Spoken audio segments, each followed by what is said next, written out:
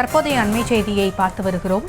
வங்கக்கடலில் நிலை கொண்டுள்ள ஆழ்ந்த காற்றழுத்த தாழ்வு பகுதி வலுவிழக்க வாய்ப்பு என்று தெரிவிக்கப்பட்டிருக்கிறது. அடுத்த 12 மணி நேரத்தில் ஆழ்ந்த காற்றழுத்த தாழ்வு பகுதி வலுவிழக்க வாய்ப்பிருப்பதாக தெரிவிக்கப்பட்டிருக்கிறது. அது குறித்தான அண்மை செய்தியை பார்த்து வருகிறோம். இது குறித்த கூடுதல் விவரங்களோடு இணைகிறார் எமது செய்தியாளர் வெங்கட்ரமணன். ஆழ்ந்த காற்றழுத்த தாழ்வு பகுதி வலுவிழக்க வாய்ப்பு என்று தெரிவிக்கப்பட்டிருக்கிறது. முழு விவரங்கள் என்ன? வணக்கம். தென்கிழக்கு வங்கக்கடல் பகுதியில நிலவி வரக்கூடிய ஆழ்ந்த காற்றழுத்த தாழ்வு பகுதி அடுத்த 12 மணி நேரத்தில் மேற்கு வடமேற்கு திசையில குறிப்பா தென் தமிழகத்தை நோக்கி நகர்ந்து அடுத்த 12 மணி நேரத்தில் வலுவிழக்க வாய்ப்பு இருப்பதாக இந்திய வானிலை ஆய்வு மையம் தெரிவித்திருக்கிறது. குறிப்பாக இது அடுத்ததாக காற்றழுத்த தாழ்வு மண்டலமாக வலு பெறாமல் அடுத்த 12 மணி நேரத்தில் வலு விளக்க வாய்ப்பு இருப்பதாக இந்திய வானிலை ஆய்வு மையம் சொல்லியிருக்காங்க.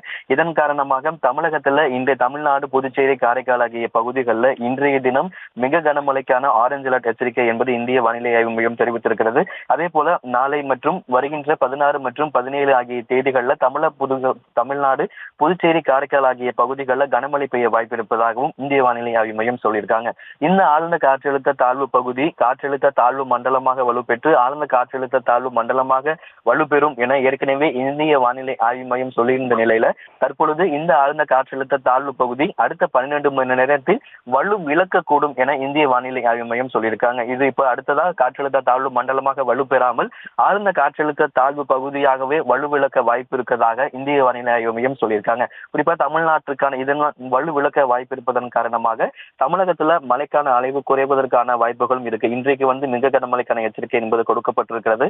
ஒரு சில மிக கனமழைக்கான இது வலுவிழக்க வாய்ப்பு இருப்பதன் காரணமாக மிக கனமழைக்கான எச்சரிக்கை கொடுக்கப்பட்டிருக்கக்கூடிய மாவட்டங்கள்ல அது கனமழைக்கான எச்சரிக்கையாக திருப்பி பெறுவதற்கான வாய்ப்புகளும் இருக்கு.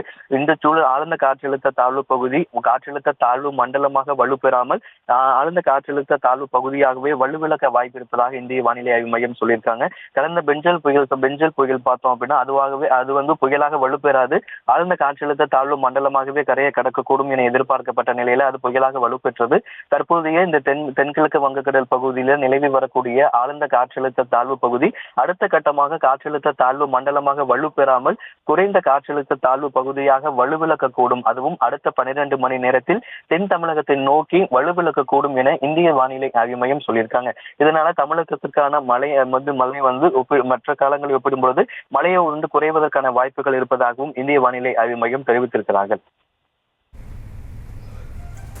விவரங்களுக்கு நன்றி வெங்கட்ரமணன்.